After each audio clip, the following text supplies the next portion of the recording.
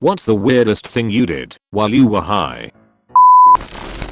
One time years ago I was camping at a campground with my wife and a few friends. We are all sitting around the fire drinking. Her brother and I go for a walk to smoke some joints. We finish that and I have to piss, so he goes back to the group, and when I'm done I head back as well. So I get back and I'm pretty baked at this point, and I'm just standing there watching the fire and drinking my beer for a few minutes. I then noticed a particular Coleman lantern on the picnic table and thought to myself, I don't remember us having one of those here. It was at that point that I realized I was standing at the wrong damned campsite amongst a bunch of people I have never met, while my group was watching from the next site over, laughing and wondering what the freak I was doing.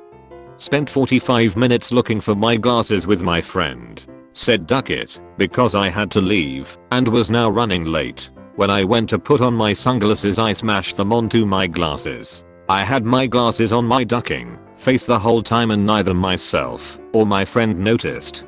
Got high, ate a bunch of jalapeno poppers. Not that weird. No, the weird part was the calendar appointment I made for myself the next morning that just said ha ha ha ha ha. Jaime apparently predicted the right time for my morning bowel movement, and as those little jalapeno poppers burned again on the way out, he reached out across time and space to laugh at sober me about it. What is one of the dumbest things you've done when your brain was on autopilot? Flipped my Kindle over to read the other side of a document. I use the key fob from my car to lock my refrigerator. Yeah, I don't know either. I've gotten in my car on the weekends to go somewhere and gone on autopilot and realize it as I'm pulling into my work's parking lot. I'm like, why the did I drive to work? I was working fast food and taking orders both inside and for the drive-thru. I took someone's order inside at the counter and told them to pull forward to the second window. I've done something similar too many times. I work as a truck driver, and with my brain on autopilot I have several times driven to the wrong business. I drive locally, so we are not talking big distances, gotten the pallet of my truck, and then realize I'm in the wrong place. I then had to put the pallet back on my truck and drive away, usually with people working there witnessing it. You can instantly master one ability. What is it? Gambling, and if we are being more specific I'd go sports gambling, because it's more anonymous than other types of gambling, and you are less likely to be questioned on why you are doing well. You can definitely do the Vegas betting on sports, but with the rise of daily fantasy sports it would be super easy to make wild amounts of money on these different platforms.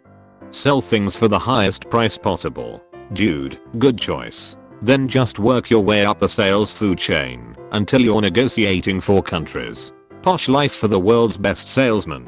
Okay, this isn't really applicable, but here's a story, just for fun since it reminded me of this. I work in a hospital and was sitting in on a knee surgery. I was in the or with the sales rep of the prosthetic knee. His job is literally to attend surgeries, open the box of the prosthetic device, hand it to the surgical tech, and sign off that the device was officially purchased by the hospital at that time. These knees and hips will go for like $5,000 to $15,000, but the prices were already agreed upon with the company when we chose them as a vendor.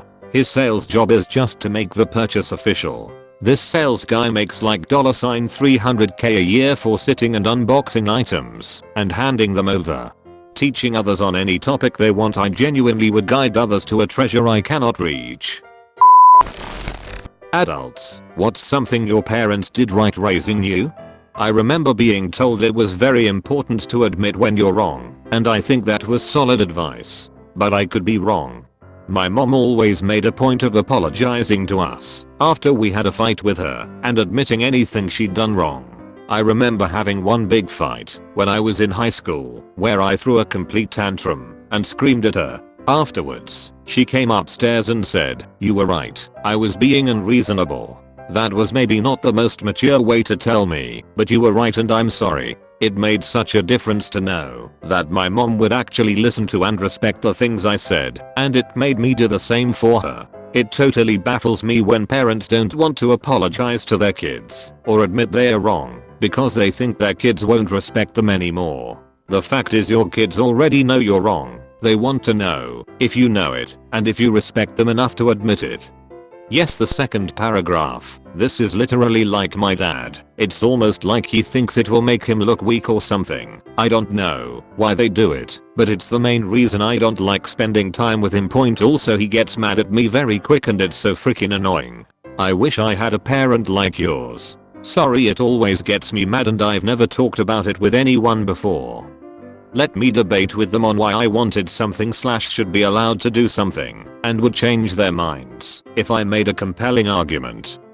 My mom let me do that too. She would say I could be the lawyer in the discussion, but she was the judge and had the ultimate final decision. I'm happy to hear this because I allow my son to make an argument as to why he should be permitted to do or have something. If he makes a compelling enough argument, I allow it. And, yes, there are some things that I've said, no, not a good enough reason.